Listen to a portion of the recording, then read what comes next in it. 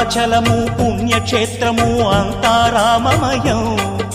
భక్తుడు భద్రుని కొండగా మార్చి కొలువై ఉన్న స్థలం.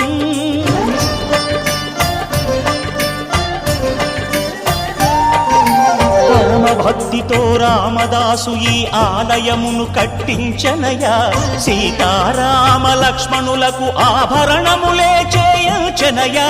పంచవటిని ఆ జానకి రాముల పర్ణశాల అదిగో.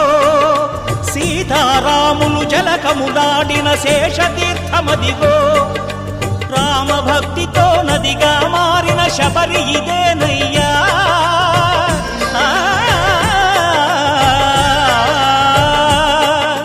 శ్రీరామ పాదములు నిత్యం కడిగే గోదావరి అయ్యా. ఈ క్షేత్రం తీర్థం దర్శించిన